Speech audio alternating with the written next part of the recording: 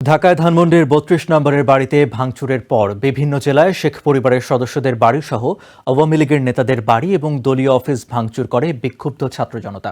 পাশাপাশি শেখ মুজিবুর রহমানের মুরাল ভাঙচুর করা হয়। ঢাকার বাইরে ভাঙচুরের পর্বটি শুরু হয় খুলনায় শেখ বাড়ি ভাঙার মধ্য দিয়ে। এরপর নোয়াখালীতে ভাঙা হয় সাবেক সেতুমন্ত্রী ওবায়দুল কাদেরের বাড়ি। রাজশাহীর বাঘায় আগুন দেয়া হয় সাবেক পররাষ্ট্র প্রতিমন্ত্রী শাহরিয়ার আলমের বাসভবনে। বরিশালেও গুড়িয়ে দেয়া হয় সেরনিয়াবাতের ভবনটি। বিক্ষুব্ধ ছাত্র জনতার অবস্থান আওয়ামী লীগের সাধারণ সম্পাদক ওবায়দুল কাদেরের নোয়াখালীর কোম্পানিগঞ্জের বাড়িতে।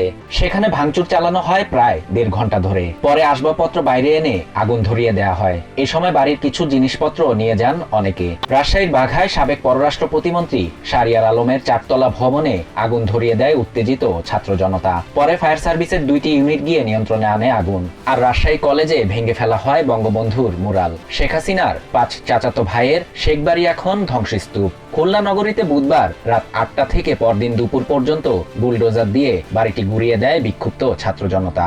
এরপর কেউ কেউ নিজেরাই ইট ও রড খুলে নিয়ে যায়। ভিড় করেন শেখপাড়া এলাকার পুরাতন মালামাল কেনাবেচার দোকানিরাও। ধ্বংসস্তূপে পরিণত হয়েছে বরিশালের সাবেক মেয়র সেরনিয়াবাগ সাদিক আব্দুল্লাহ এবং সাবেক মন্ত্রী আমির হোসেন আমুর বাসভবন।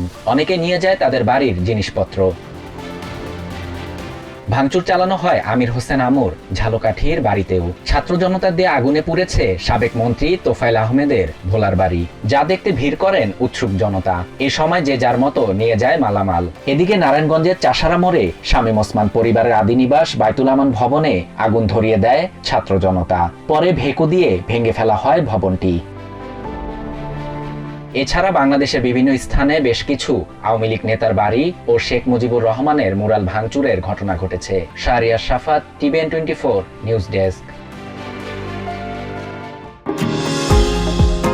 নিউ ইয়র্ক থেকে সম্প্রচারিত টিভিএন 24 টেলিভিশন বিশ্বজুড়ে বাঙালির কণ্ঠস্বর।